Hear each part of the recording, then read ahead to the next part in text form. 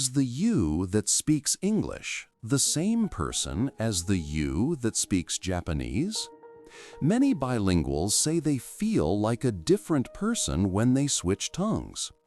It's not just about seeming more assertive in German or more romantic in French. The change is deeper, a subtle but distinct shift in personality, humor, and even the way you hold your body. This feeling isn't an illusion. It's a window into how language sculpts the very architecture of your identity. Your brain isn't just retrieving different words. It's activating an entirely different network of self. A language isn't a dictionary stored in your head.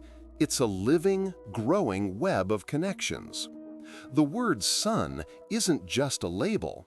It's a node connected to the physical warmth on your skin, the memory of a specific sunset, the scientific concept of fusion, and the sound your mother made when she pointed at it.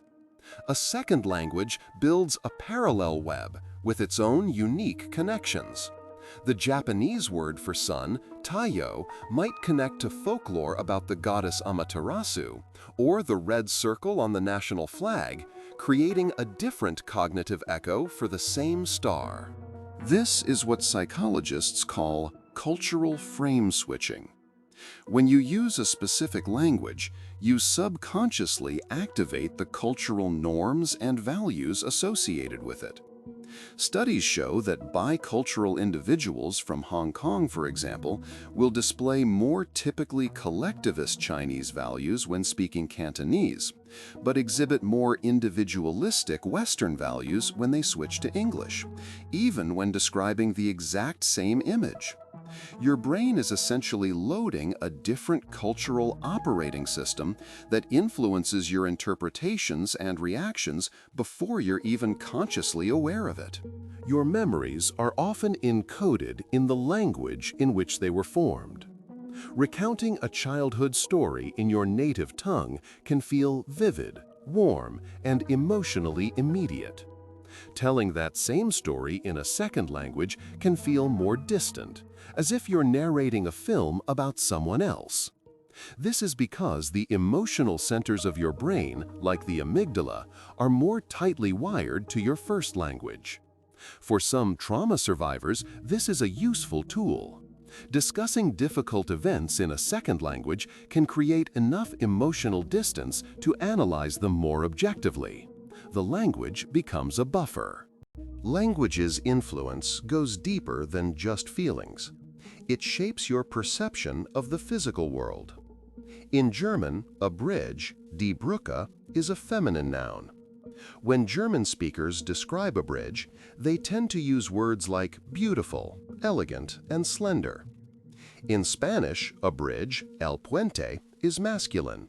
Spanish speakers are more likely to use words like strong, long, and sturdy to describe the very same structure. This isn't a conscious choice. The grammatical gender assigned by the language primes your brain to notice and value certain qualities over others. This gets even stranger when we talk about abstract concepts like time. In English, we place the future ahead of us and the past behind us. We look forward to things. But for the Aymara people of the Andes, this is reversed. The past is known, it has been seen, so it lies in front of them, in their line of sight. The future is unknown and cannot be seen, so it lies behind them, at their back. They literally gesture behind them when talking about next week. Language doesn't just describe their reality, it builds their fundamental understanding of time's flow. Beyond perception and feeling, speaking multiple languages physically changes your brain. For a bilingual, both languages are constantly active, competing for attention. Your brain's executive control center, particularly the prefrontal cortex, has to work constantly to suppress one language while allowing the other to function. This continuous mental juggling acts like a cognitive workout, strengthening these neural circuits. This is linked to real-world benefits, like improved multitasking, problem-solving, and even a delayed onset of cognitive decline in old age.